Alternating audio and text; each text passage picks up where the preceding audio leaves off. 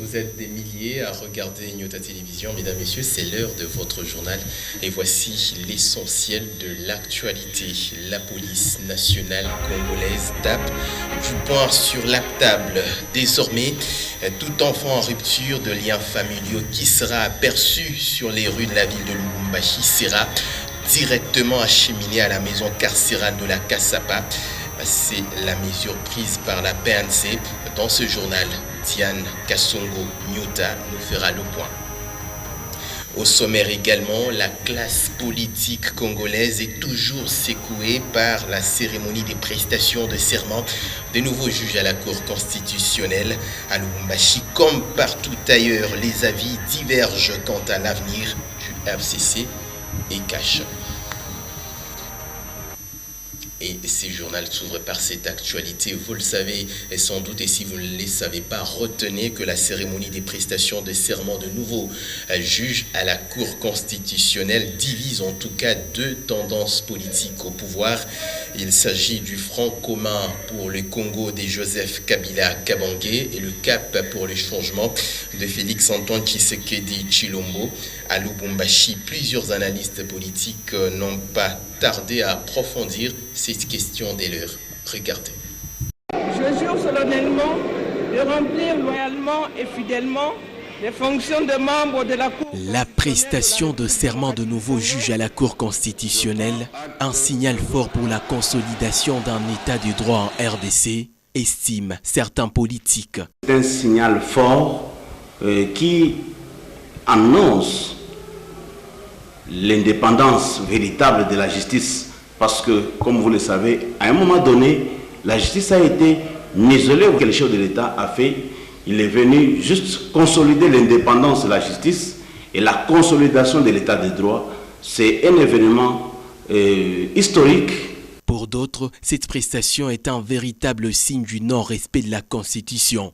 Alex Ndunga, membre du FCC, juge cette action du chef de l'État comme une violation de la démocratie. Lorsque le président de la République se décide et les autres membres des institutions ne l'ont pas accompagné, c'est une démarche qui ne respecte pas la Constitution. Je résume ça dans sous un langage de dictature, risque d'amener le peuple congolais à une chute libre et que les institutions peuvent se trouver dans un chaos et la République ne saura pas se gérer. À lui d'ajouter que la justice n'est pas libre et qu'elle serait contrôlée par la présidence. Elle n'est pas libre de cette manière. Si elle serait libre, c'est qu'on devait respecter la décision des deux juges. Et donc là, elle n'est pas libre, elle est contrôlée par la machine présidentielle. La liberté, c'est que la justice pouvait avoir les juges qui devaient venir des différents coins, des différentes plateformes. Et c'est ce qui n'est pas fait. Est-ce une raison de la brillante absence du Premier ministre et des présidents du Sénat et de l'Assemblée nationale? André Kabamba, cadre AFDC, réagit. Alors ceux-là qui voulaient que la justice soit muselée, soit au service des individus, ne pouvaient pas être contents de voir la justice devenir indépendante. C'est la raison pour laquelle ces boycotts, c'est un message de mécontentement. L'avenir de la coalition FCC-CASH paraît sombre. Le mariage entre FCC et CASH, ce n'est pas un mariage véritable, c'est tout simplement une hypocrisie parce que deux personnes ne peuvent pas faire chemin ensemble s'ils ne se mettent pas d'accord. Pour rappel, le président de la République, Félix Antoine Tshisekedi Tshilombo, a validé le pouvoir de 3 juges qui ont prêté serment mercredi 21 octobre 2020 au Palais du Peuple. Alors ensemble, nous allons revivre l'ambiance qui a régné dans la ville-province de Kinshasa le mercredi 21, à l'absence de Janine Mabunda et Alexis Tamboué Mwamba n'a pas empêché la tenue de la cérémonie des prestations de serment de nouveaux juges à la Cour constitutionnelle. La cérémonie a bel et bien eu lieu le mercredi 21 octobre 2020. 3 nouveaux juges ont fait leur entrée dans la Cour constitutionnelle. Ils ont prêté serment devant le chef de l'État congolais, Félix Antoine Tshisekedi Tshilombo, ainsi que devant plusieurs autres personnalités du pays. Regardez.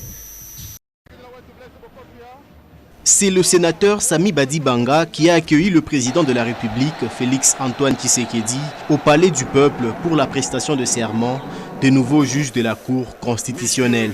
Ils étaient 3 au total à avoir prêté serment devant le chef de l'État. Les juges Dieudonné Kalouba Ndibois, Dieudonné Kamoulete et Madame Alphonsine Kaloumeya Sengo, unique femme de la Cour constitutionnelle. Je jure solennellement de remplir loyalement et fidèlement les fonctions de membre de la Cour constitutionnelle de la République démocratique du Congo. Je prends acte de votre prestation. Un événement de grande envergure, présidé par le magistrat suprême Félix Tshisekedi. Ces nouveaux juges ont promis d'œuvrer pour l'indépendance, l'impartialité et la dignité de la Cour. Tour à tour, ils ont signé les procès-verbaux de leurs prestations, à côté de Désiré Cachemire Kolengele Eberand, directeur de cabinet ad intérim du chef de l'État. L'on a noté la présence d'autres sénateurs, députés nationaux, le Conseil supérieur de la magistrature, voire l'abbé Donatien Cholet, secrétaire général de la Senko. Cette cérémonie officielle s'est déroulée en l'absence de Janine Mabunda, présidente de l'Assemblée nationale, Alexis Tambwe Mamba du Sénat et du Premier ministre Sylvestre Ilunga Ilunkamba, tous 3 du Front commun pour le Congo, une plateforme qui rejette les ordonnances de juin dernier, désignant de nouveaux juges à la Cour constitutionnelle. L'actualité en bref et en image, le chef de l'État congolais Félix Antoine Tshisekedi Tshilombo s'adresse à la nation ce mercredi, ce sera le vendredi 23 octobre 2020. C'est ce qui ressort du communiqué signé par le directeur de cabinet par intérim Désiré Cachemire Kolengele Eberand. Ce même document rapporte que la 54e réunion du Conseil des ministres qui devrait se tenir ce vendredi a été reportée sine die. L'adresse du président interviendra 48 heures après la prestation des serments des juges à la Cour constitutionnelle, une cérémonie qui s'est tenue au Palais du Peuple en l'absence de plusieurs personnalités du FCC, dont les présidents de 2 chambres du Parlement et même du Premier ministre. Pour rappel, c'est pour la 6e fois, en tout cas la 6e fois cette année, que le président Félix Antoine Tshisekedi Tshilombo va s'adresser à la nation congolaise. Vous l'avez suivi au sommaire de ce journal. Désormais, tout enfant en rupture de liens familiaux qui sera aperçu sur les rues de la ville de Lubumbashi sera directement acheminé au centre pénitentiaire de la Kasapa. Une mesure annoncée par la police nationale congolaise, la P1C. Le dernier rescapé sont ceux qui ont été conduits ce jeudi 22 octobre au centre d'encadrement et de rééducation de Lukuni. L'opération Shege Zero à Lubumbashi, initiée par le gouverneur de province Jacques Kiabula Katwe et avec les scouts du Haut-Katonga, vient donc d'échanger la méthode. Affirmation avec Diane Kassongo qui signe ses reportages. Le major Bahati de la police nationale congolaise a pris le temps de persuader les enfants dits de la rue de capitaliser la chance que leur offrent les scouts au centre Lukuni pour leur formation. Une sorte de mise en garde à ces enfants dits de la rue.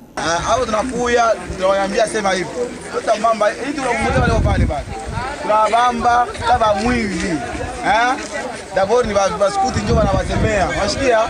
Hapa ni ukubamba kama mlumbashi ukubamba. Kunyanganya hiyo wacha la msilipi.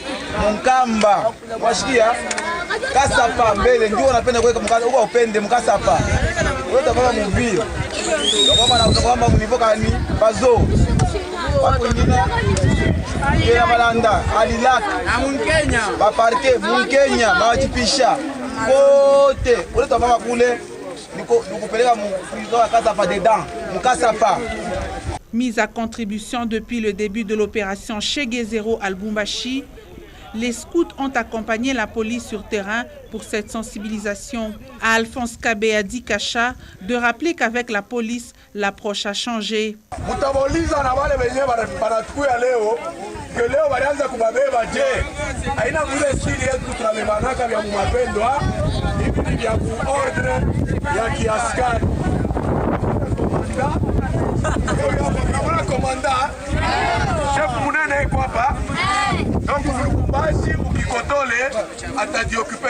L'encadrement réservé à ces enfants au centre Lukuni est plutôt bénéfique.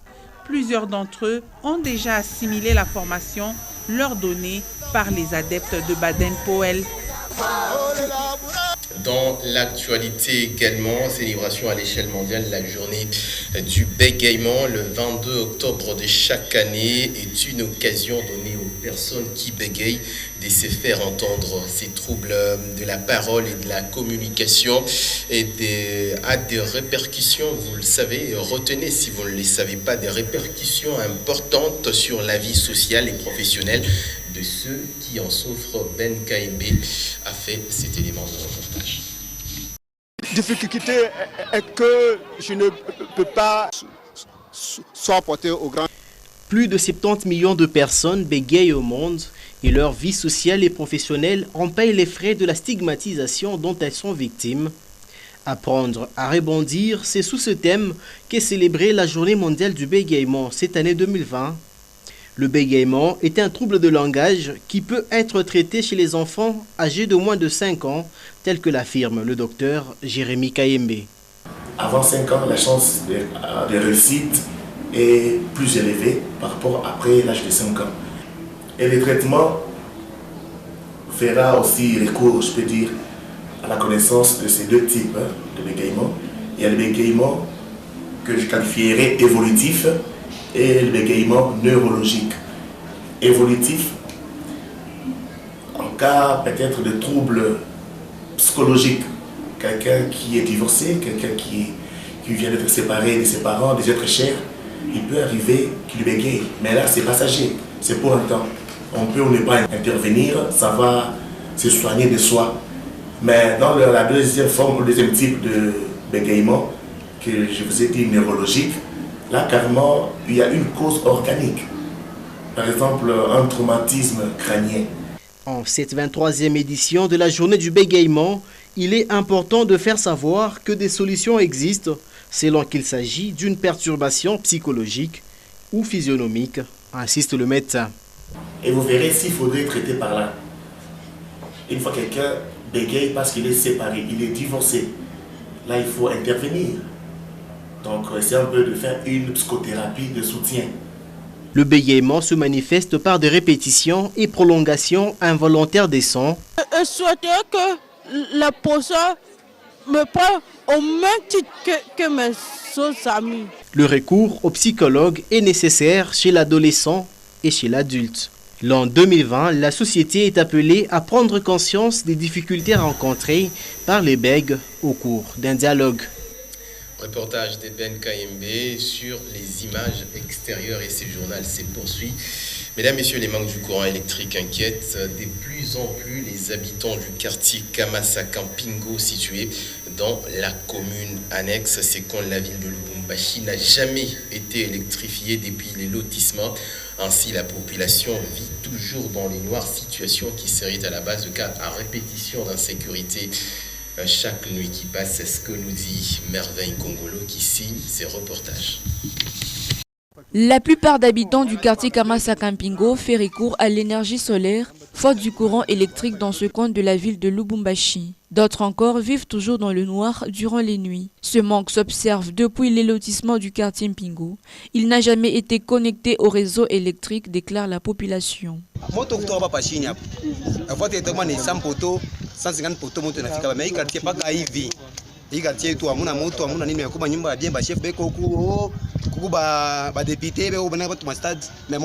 Tunateswa sana, hatuna moto, hatuna manake tuko tu bantu hivi habina na maana, tunalomba leta atuone eko. Une cabine électrique a été construite par la population elle-même dans le souci de voir leur quartier être électrifié un jour. Cette cabine est toujours sans aucun accessoire. mkini ilisha kunenepa. Hapa tuko na manki ya moto barisha kuyenga population na yenga kabine inaisha. Hapa tuko na ria goni bakubwa Kiabula Katwe atembee eko akuye na yeye aone kwa façon population inamufanya ako pa de façon que akuye tu aone atuweke ko transport. La conservation des aliments et autres vivres frais devient quasi impossible pour la population du quartier Kamasa Kampingo. Voir des poteaux électriques implantés soulagerait plus d'un ménage. Mais l'espoir s'envole et laisse place au désespoir. Ensemble avec vous, nous allons quitter momentanément la ville de Lubumbashi pour nous rendre dans la cité frontalière de Kipushi, située à plus de 30 km. Après une semaine de grève observée dans les écoles publiques, c'est le lundi 19 octobre 2020 que les élèves de Kipushi ont repris le chemin de l'école. Les cours s'édonnent jusque-là normalement, mais les enseignants demandent au gouvernement central de respecter le cahier des charges du personnel de ces secteurs publics. Un reportage de Lumière Moussaou et Louis Loumami. C'est finalement le lundi 19 octobre que les bleus et blancs du secteur public ont repris le chemin de l'école dans la cité minière de Kipushi. Les enseignants, eux, plaident pour le respect des engagements avec l'État congolais. C'est entre autres le salaire de nouvelles unités non mécanisées jusqu'à ce jour. On doit premièrement donner cours aux élèves. Pourquoi? Parce que ce sont des innocents. Et c'est l'État congolais qui est responsable de tout ce qui se passe. Et nous, en tant qu'éducateurs, en tant que responsables, on a quand même compris nos délégués syndicaux, mais on demande au gouvernement d'être quand même sérieux par rapport à leurs engagements. Pour l'intersyndicale de cette cité frontalière, il s'agit d'une suspension de la grève jusqu'au 31 octobre prochain. Ils rappellent par la même occasion leur attachement au cahier de charges pour ainsi permettre la réussite de la gratuité de l'enseignement. Nous avons demandé qu'on puisse supprimer les zones salariales, qu'on puisse uniformiser les salaires, que le deuxième palier, le deuxième palier qui devait intervenir au mois d'avril, qu'on puisse l'appliquer, et le troisième palier, au courant de ce mois ici, qu'on puisse l'appliquer et prendre en charge aussi les NI. Nous étions au WEMA. Après notre assemblée, nous avons demandé que nous puissions suspendre. Ce sont des promesses faites par les autorités politico-administratives. Ils nous ont demandé que nous puissions suspendre la grève jusqu'au 31. Jusqu'ici, les cours se donnent normalement dans ces écoles publiques du Haut-Katanga, principalement à Kipushi. Merci Lumière Moussaou et Louis Loumami, correspondant des Nyota Radio et Télévision depuis la ville, depuis la cité frontalière de Kipushi située à 30 km de Lubumbashi. Et là, nous allons parler sport avant de clôturer avec ces journaux. La Ligue de football du Katanga pourra finalement numériser son système d'enregistrement de joueurs selon les normes standards et même internationales. Un lot important d'outils informatiques lui a été remis par le président de la FECOFA. C'était le mardi 20 octobre 2020 dans la ville-province de Kinshasa, sous les yeux de Pascal Mwangala Marmotte et Meshak Kaimbe. Un kit complet d'ordinateurs, groupes électrogènes, onduleurs et autres accessoires, c'est le matériel retiré par Henri Koba des mains de Constant Omari. Désormais, la Ligue de football du Katanga peut assurer l'enregistrement des joueurs et officiels des matchs via le numérique. Un système qui s'inscrit dans le cadre du projet FIFA Connect. La fédération et son président Constant Omari tiennent à mettre au même niveau de progression toutes les ligues du pays. Le secrétaire provincial de la Ligue de football du Katanga, Henri Koba, qui a reçu l'équipement, n'a pas caché sa joie. On a vraiment donné un kit très complet pour bien enregistrer.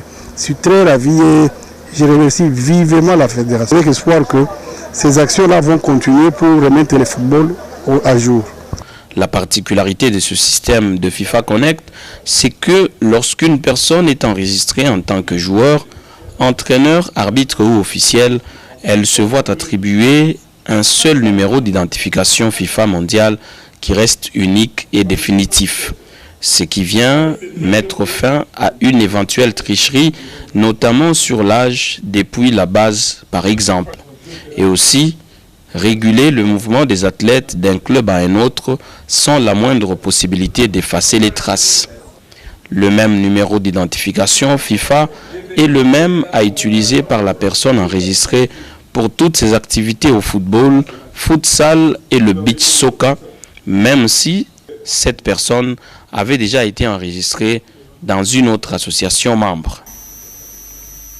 Et nous saluons les téléspectateurs qui nous regardent depuis la ville-province de Kinshasa, également ceux qui nous regardent depuis en fait, l'ensemble de la République démocratique du Congo, un peu partout ailleurs dans le monde. C'est la fin de cette édition du journal. L'ensemble de la rédaction, l'équipe technique vous remercie sincèrement de l'avoir suivi. Mon plaisir sera celui de vous retrouver à très bientôt.